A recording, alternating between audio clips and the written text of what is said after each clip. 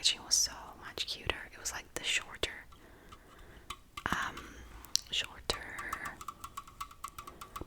can.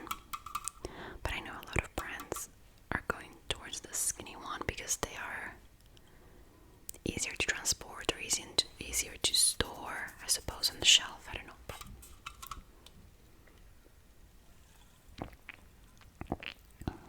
Cheers. I feel like Hailey Jean ASMR. Anyway, that was a long intro. Let's get into some films. So, in November, I finally watched a lot of Kelly Reichardt. She's an amazing, amazing director that does wonderfully contemplative films. Really, no plot, just vibes, or minimum plot and all vibes kind of thing. And so the first film I watched by her was Showing Up with Michelle Williams. In the days leading up to a possibly career-changing exhibition, a sculptor navigates her relationships with family, friends, and colleagues. Now, I've talked about it ad nauseum about my trip to Portland in Oregon. And Kelly Reichardt is definitely from Oregon, maybe even from Portland. A lot of her films are set in Portland or in the areas around Portland, and Showing Up is set in Portland. And yeah, it's this wonderful, like, I don't know, yeah, the basic plot is that Michelle Williams is a sculptor, but she's not successful to the extent that she would like to be. She's actually quite struggling. She shares a flat with another, fellow sculptor that is much more successful than her. She doesn't even have hot water in her flat and all these things, and this is all despite her being the daughter of the owner of the studio, or like this this space where they do different art projects and even dancing and stuff like that. So Michelle Williams is the daughter of the woman that owns the place, but she doesn't get special treatment at all. Anyway, so yeah, it's really heartfelt, very also, like, you really feel for her because she's the type of character that, tries her best and tries to stand up for herself, but really a lot of bigger annoying things keep happening to her, and it's just like, you just want to scream into this, reach over into the screen and scream to her, like, stand up for yourself, like, this is not okay, you deserve better, type of thing. So yeah, Showing Up was a 5. Next, I watched First Cow, which I gave it a 4. It could also be a 5, but it's just that I watched it after Showing Up, and so Showing Up is like my favorite Kelly Reichardt. But it stars John Magaro. I remember him from Orange is the New Black and also Past Lives. Anyway, First Cow, singular, very important. In the 1820s, a loner and skilled cook travels west to Oregon Territory, where he meets a Chinese immigrant also seeking his fortune. Soon the two team up on a dangerous scheme to steal milk from the wealthy landowner's prized Jersey cow, the first and only in the territory. This also got Lily Gladstone from Kills of the Flower Moon. Yeah, this is a completely different vibe, completely different historical time period. It's really fun. It's like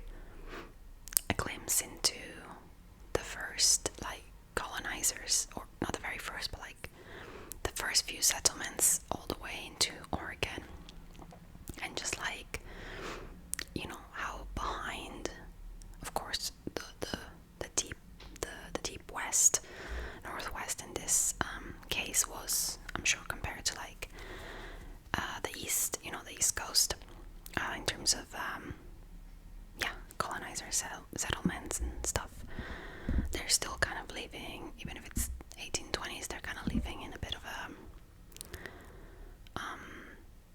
they just have wooden houses, and it's all a bit scrappy, unless of course you're the landowner or whatever that has a beautiful, house and stuff.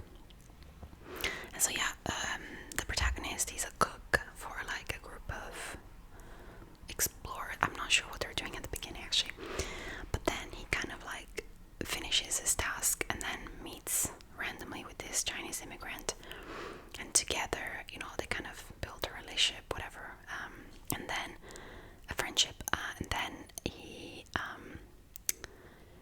they sort of find a way to steal milk from the cow, the one cow that has been brought all the way to Oregon, and that is of course owned by the landowner, and it's just like, I don't know, I guess it's like the story of the American dream, and like, it's such a lawless land. I mean, again, in terms of like colonizers and settlers, because of course the people that are actually from the land had their communities and laws and hierarchies and whatever, but I'm talking about for the settlers, they just kind of like make it as they go, so there's not a lot of laws in place, and so it's just like that. I guess for the settlers it was like the exciting time of like newness and starting anew, which of course sadly was at the expense of the natives, but really good film. First Cow was good. Then I watched the iconic Coraline by Henrik Selick, not by Tim Burton, if you need your yearly reminder that Coraline is not by Tim Burton. Henry Selick was also the director of Nightmare Before Christmas, and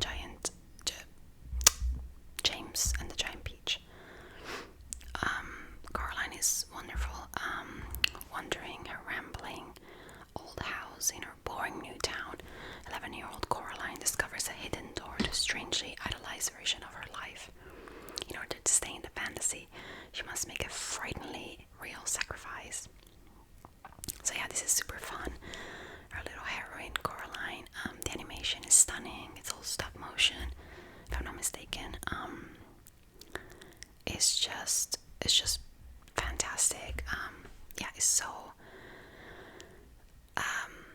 if you like anything Tim Burton, that's why it gets clumped up together. If you like Nightmare Before Christmas, if you like fantastical but also very creepy and eerie visuals, you'll love this. If you haven't for some reason watched it, this was a rewatch.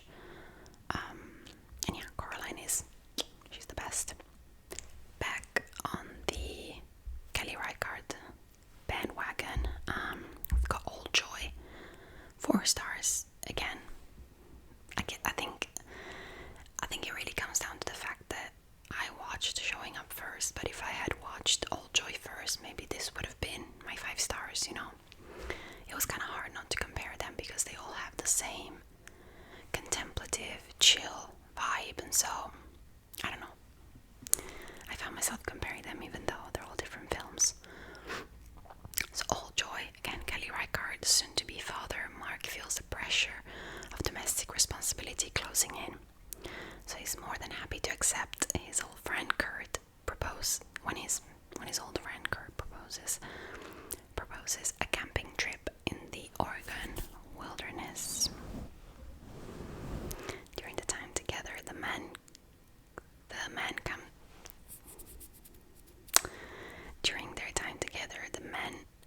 come to grips with the changes in their lives and the effect on their relationship. This is really touching. It's like the sad realization that you've grown apart from your old friend and you've taken different paths in life, and despite the efforts you might make to still connect, you're just different people. You're different people from who you were in your teens or in your 20s. And so this is really beautiful because very green, foresty parts of Oregon. Ultimately, this is very sad, probably the saddest because it's the most, I don't know, I guess showing up is also very relatable because you can apply it to whatever job you do or passion you do. It doesn't have to be sculpture. First Cow, maybe it's a bit more, it's easier to get detached because it's back in history, but this was quite raw and quite emotional and sad. So yeah, Old Joy was really good. Really good. Next, I watched Bottle Rocket. So, Wes Anderson's very first film. Let me read my review. I liked it more than I thought I would. Really fun, and you can barely see traces of what Wes Anderson's style will evolve into. I think you can see it a little bit, but it's just really different. It's really different. What was his second film then? Rushmore, I think. Yeah, it's different. It stars the Wilson brothers. I'm pretty sure they were all friends at uni, the Wilson brothers and Wes Anderson. So they kind of did this film together almost as a post-uni or during uni project. I'm not too sure. I should have looked it up. Upon his release from a mental hospital following a nervous breakdown, the directionless Anthony joins his friend Dignan, who seems far less sane than the former. Dignan has hatched a harebrained scheme for an as yet unspecified crime spree that somehow involves his former boss, the supposedly legendary Mr. Henry.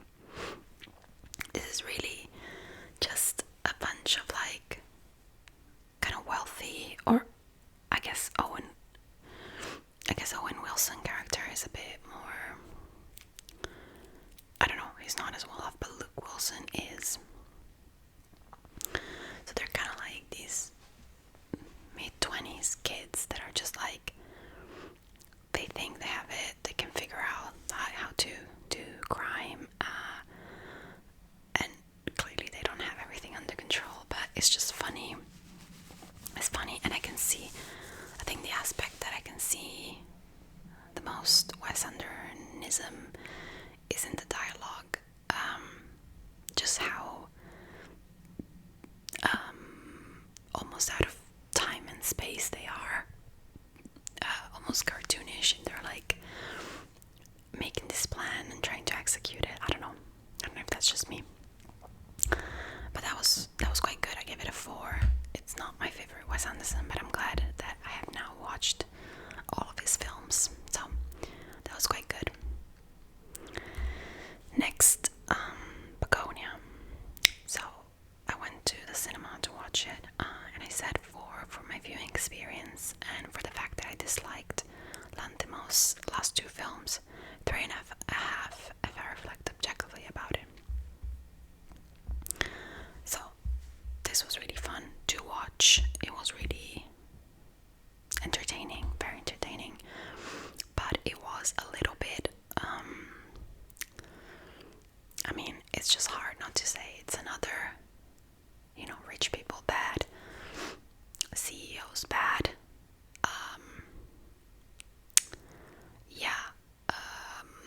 let me just read you the description. 2 conspiracy-obsessed young men kidnapped the high-powered CEO of a major company, convinced that she's an alien intent on destroying planet Earth. It was also extremely predictable.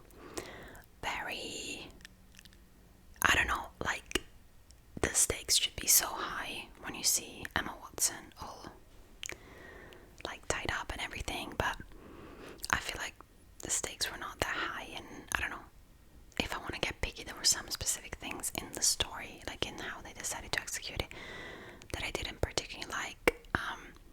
Also, I think Lanthimos can be amazing at subtlety, and because of how the story was structured, there was no subtlety. Basically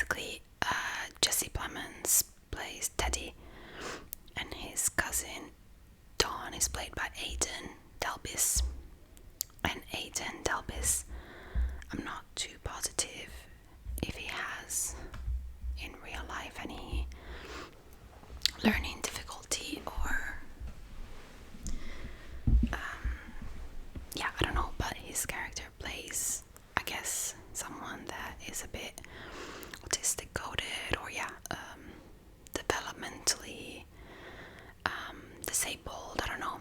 But because he is that way, Teddy, so Jesse Plemons, has to do a lot of explaining to him, which is quite convenient because that turns into a lot of expository dialogue for the viewer. And it's just like, I get it, because he's explaining it to Dawn, but I know Lantimos can do subtlety. And I don't know, so this is kind of flat for me. Or like entertaining in the moment, but like not something that stays with me like The Lobster did, or The Killing of the Sacred Deer, stuff like that. I think I might be done with Lantimos. I don't know. I hate to be that person that is like, I wish I could get old Lantimos back, because I know that directors and artists evolve. But just for my personal taste, I think I can't expect more from him of the stuff that I really, really like, But it's okay. It's still entertaining. Next, I watched the most iconic... Sorry, I think I got some fluff in my mouth. I watched the most iconic M. Night Shyamalan film ever, I think, The Sixth Sense. I did not know the twist, and I'm so happy I didn't, because it was really like, whoa. And I was just in such a, I don't know, head empty, just enjoying it type of vibe, that I didn't even clock it. I didn't even see it coming. So it was great. I give it a 4.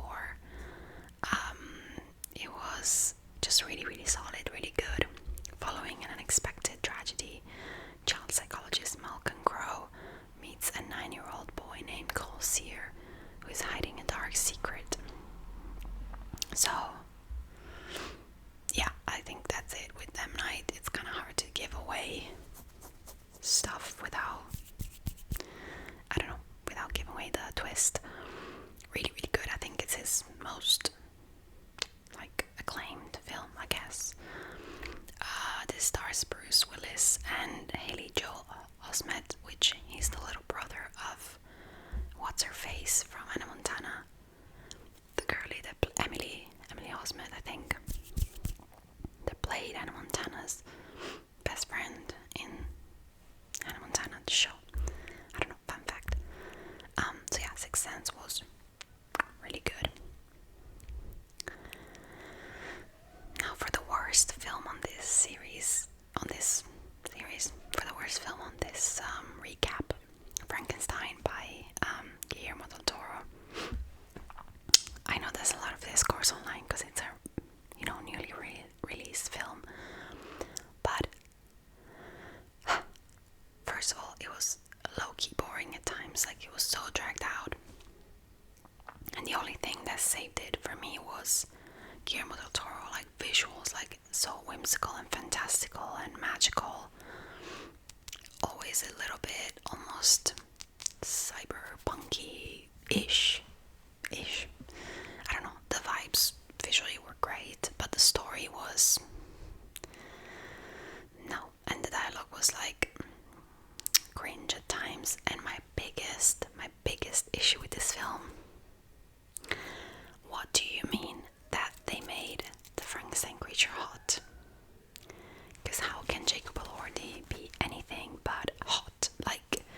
He's this 6-foot Greek statue, and they gave him little marks where, because he's supposed to be a mashup. Spoilers for Frankenstein, Frankenstein by Mary Shelley. He's supposed to be a mashup of different body parts from different people, right? So wow, that didn't do it for me. I don't know, I just couldn't buy it.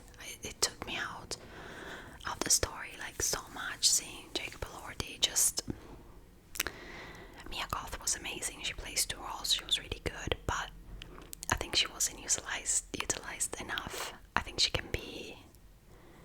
was kind of in the back seat a little bit, and she can be, maybe it's because I've seen her as a protagonist so many times, and I think she can deliver. I know she can deliver so much more, so I don't know, she was a bit more held back almost. So I don't know, I didn't love Frankenstein. I gave it a 3 because it wasn't terrible.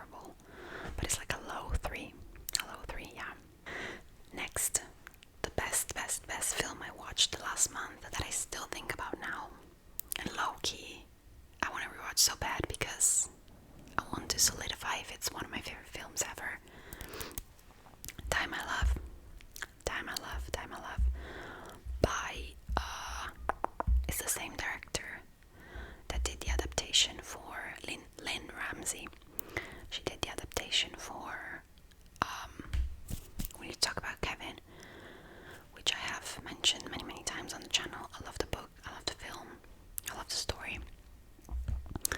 For how sad and depressing and horrifying it is. But anyway, Time I Love. My review says, pro tip, go to the theater alone to watch it, so once you leave you can just be quiet and stare into nothingness. At first I give it 4.5, because I said it could have been a little shorter, but then I said edit, fuck it, it's a 4 stars, it's a 5 stars. I have not stopped thinking about it since I've watched it, and that's the truth. So this film, massive trigger warnings, of course, for postpartum depression, pregnancy psychosis, any mental illness surrounding pregnancy and motherhood. I suppose big trigger warning. Grace, a writer and young mother, is slowly slipping into madness. Locked away in an old house in Montana, her increasingly agitated and erratic behavior leaves her companion Jackson worried and helpless. Now, it touches extremely delicate subjects, of course, but I thought it was handled in a very raw, real, sad way, more than exploited for the horror or exploited for, I don't know, and it wasn't glamorized at all. Like, if I really want to be picky, the one thing that was kind of like taking me out was, I think Jennifer Lawrence has had some work on her teeth, so they're very like white and perfect, but like everything else is really like real and raw. And spoilers, you do see, you know, Jennifer Lawrence kind of goes nude for a lot of scenes, and I don't like the whole like, oh, a real woman, because we're all real women, whether we've had work done and whether we're rich and famous or not rich and famous, we're all real humans. It's just that her body's not, by typical standard, is not perfected in this film at all. That's all I'm gonna say. You see a lot of things in her body that could be considered flaws, and I really like that. It really grounded the film for me in reality. It's very sad, it's very upsetting. Once you leave the cinema or just you turn off your television, you're just gonna be kind of shell-shocked a little bit. I felt very shell-shocked, but kind of in the best way. Like, this film made me feel a lot of things. I talk about a lot on the channel how I like to explore the horrors of pregnancy, the horrors of motherhood, and just everything that comes with that. Everything that comes with those things, basically. So this was right up my alley, and I think I will rewatch it soon, and it might be one of my favorite films ever. Or one of my new favorite films. And lastly, I basically, after watching Time I Love, I wanted to continue the stressy, the emotionally taxing film train. Let me get a sip. And of course, I looked at Aronofsky. I quite like Aronofsky, but I haven't seen all of his films. Also, of course, I thought about him because he directed Mother with Jennifer Lawrence, so, you know, Time I Love, Mother. But that brought me to The Wrestler. Now, this is still very much a tragedy, a sad film, but it doesn't necessarily have that build-up that other Aronofsky film have got. But it doesn't matter, it's a masterpiece, it's just incredible. Of course, Mickey Rourke is not the best person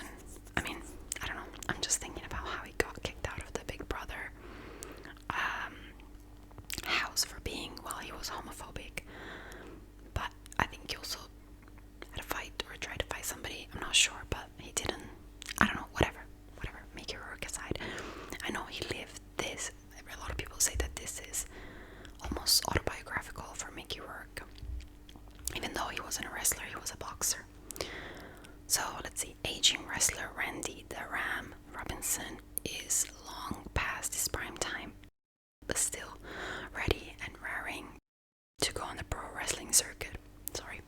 After a particularly brutal beating, however, Randy hangs up his tights, pursues a serious relationship with the long-in-the-tooth stripper, and tries to reconnect with his estranged daughter. But he can't resist the lure of the ring and readies himself for a comeback. This is a proper tragedy. It's just a tragedy. It's just really sad. Some of the visual choices and music choices that were made for this film are just amazing. Like, just so good. Funnily enough, one of my favorite scenes, well, two favorite scenes. So don't listen to this part if you don't want any spoilers. First is, it's not a spoiler, but when the first scene we get behind the scenes of wrestlers talking about how they're gonna go about their match. It's just so fascinating. I didn't grow up watching wrestling. I always considered it a boy thing, and I never, took an interest in it. I still don't. But it was really cool to see how, it is real. Like, the injuries are real, but it's also like a dance. It's a choreography. It's decided upon, before entering the ring. So that's the fake aspect, but it's not just, it's fake, I can only describe it as a choreography that the two wrestlers decide on before entering the ring. Then my second favorite scene is, of course, when, I think it's very famous, when Randy is walking behind at the back of the supermarket where he now works at the deli counter. So he's walking through and he can hear the cheer of the crowd, the same cheer that you would hear, for him walking all the way to the ring.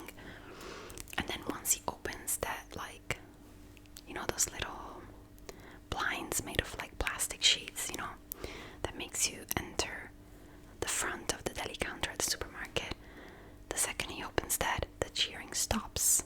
And it's just like the cold reality of him having to package up ham and potato salad for people. So that was really powerful, really good, really good. I don't know, cinematography and filmmaking and stuff. So the wrestler was amazing. But yeah, these are all the films I watched last month. Again, if you're still here, don't forget to like and subscribe, and let me know if you would like me to continue this series next year. I'll definitely film my December films, but yeah, I don't know. So, cheers. And I'll see you very soon in my next video.